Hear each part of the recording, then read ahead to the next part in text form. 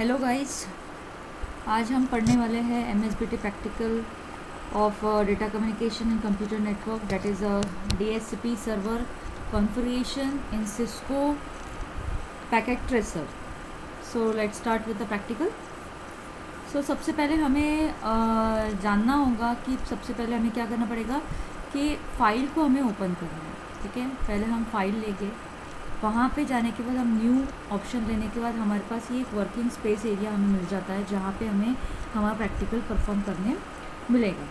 Next उसके बाद आपको जो प्रैक्टिकल वर्क स्पेस दिखाई दे रहा है ये पूरा ब्लैंक है फ़िलहाल. ठीक है, अभी हमें क्या करना है कि अभी हमें DHCP सर्वर किस तरीके से काम करता है उसे हमें प्रैक्टिकली परफॉर्म करके देखना है. तो सबसे पहले हम जाएंगे एंड यूज़र के पास, यानी एंड डिवाइसेस हम लोग सिलेक्ट करेंगे. एंड डिवाइसेस में से हम लोग लेंगे पहले सर्वर.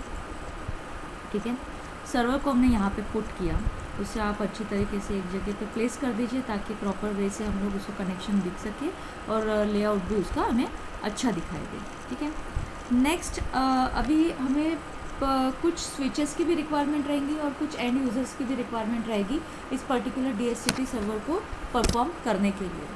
सो सबसे पहले अभी हमने लिया है सर्वर एंड देन नेक्स्ट हम लेंगे एक कंप्यूटर, फिर एक लैपटॉप, वैसे ही हमने दूसरा कंप्यूटर, दूसरा laptop, then third computer and third laptop. ठीक है, इस तरीके से मैंने मेरे 3 अलग अलग डिवाइसेस ले चुकी हूँ.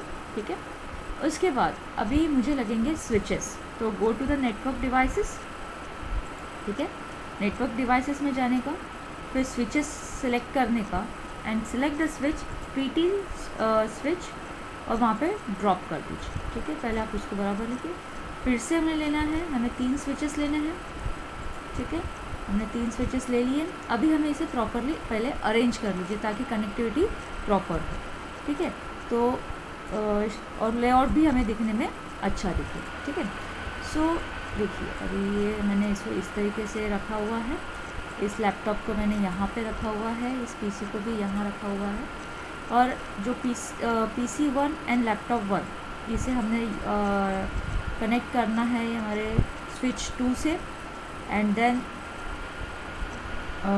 हमें लैपटॉप 0 और PC 0 इसे भी हमें साथ में रखना है. ठीक है, ताकि हर एक स्विच और हर एक लैपटॉप को हम लोग प्रॉपरली कनेक्ट कर सकें. ठीक है, हमें प्रॉपरली ड्रैग एंड ड्रॉप करना है ताकि प्रॉपर कनेक्शन बन सके. सो अभी ये हमारा लेआउट के लिए हमारे सारे end devices and switches are also there. And अभी हमें देना है कनेक्शंस के लिए. अब कनेक्शंस हमें वायर्स के थ्रू करना पड़ता है, तो we take a auto connection. ठीक है, अब सबसे पहले हमें लेना है PC 0 से लेकर स्विच 1 को कनेक्ट करना है. फिर लैपटॉप 0 को भी हमें इस पर क्लिक करना है एंड देन स्विच 0 भी कनेक्ट हो गया. अब उसी तरीके से हमें सारे कनेक्शंस करने हैं. ठीक है, लैपटॉप 1 का स्विच 2 से, PC 1 का स्विच 2 से. ठीक है, उसके बाद PC 2 से स्विच 0 एंड देन लैपटॉप 2 से स्विच 0, ये कनेक्टिविटी होगी. देन हमें फिर से कनेक्ट करना पड़ेगा स्विचेस. नाउ स्विच एक दूसरे से कनेक्ट होंगे जिस तरीके से, ताकि हमारा पूरा कंप्लीट नेटवर्क क्रिएट हो. ठीक है, ये हो गया हमारा कंप्लीट नेटवर्क. बट फिलहाल अगर अभी मुझे क्या करना है कि अब ये 2 स्विचेस को भी हमें कनेक्ट कर देना है to take a connection auto connect. ठीक है, ये 3 स्विचेस आपस में कनेक्ट हो गए. उसके बाद अभी आप देखिए, अभी हमें सर्वर को इस स्विच 0 से कनेक्ट करना है. ठीक है, तो हमें ऑटो कनेक्ट पे जाना है, देना है. और देखो ये आपको मांग रहा है कि कनेक्शन एरर मांग रहा है. क्यों? क्योंकि जो cable can not be connected to that port. क्यों? क्योंकि हमारे इस पर्टिकुलर स्विच के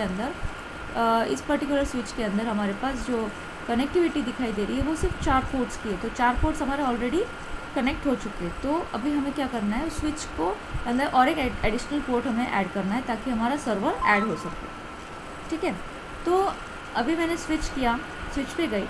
पहले स्विच को ऑफ़ कर दीजिए, ऑफ़ कर दिया यहाँ से, ये ऑफ़ हो गया हमारा, ठीक है। ऑफ़ होने के बाद हमें PT स्विच NM 1/3 ऑप्शन हमें सेलेक्ट करना है और हमें यहाँ पे प्लेस कर देना है, ठीक है, सिंपली, ताकि हमारा हमें और एक स्लॉट मिल जाए वायर लगाने के लिए। फिर हमें इसको ऑन कर देना है, ठीक है। देन उसके बाद हमें उसको हमें कनेक्ट करना है इस सर्वर को पर्टिकुलर ऑटो कनेक्ट से, ठीक है। कनेक्ट हो गया। अभी हमें इसे कॉन्फ़िगर करना है, ठीक है, कॉन्फ़िगर करना है। अभी कॉन्फ़िगर करने के लिए मुझे सबसे पहले सर्वर को कॉन्फ़िगर करना पड़ेगा, ठीक है। तो चलो हम देखते हैं सर्वर को कैसे कॉन्फ़िगर किया जाता है। तो सबसे पहले हमें सर्वर पे क्लिक करना है, तो आपको इस तरीके के डायलॉग बॉक्स दिखाई देता है, और उसके बाद आपको जाना है डेस्कटॉप पे। डेस्कटॉप पे जाने के बाद फिर IP कॉन्फ़िग में हमें IP एड्रेस डालना है, जैसे कि 192.168.0.1। उसके बाद सबनेट मास्किंग आपका जो रहेगा वो 255.255.255.0।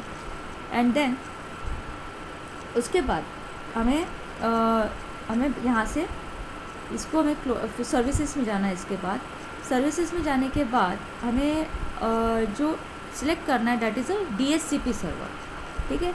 अब DHCP में उसका जो डिफ़ॉल्ट गेटवे है, जो हमारा पहले हमारा सर्वर का था, वही सेम डालना है, 192.168.0.1।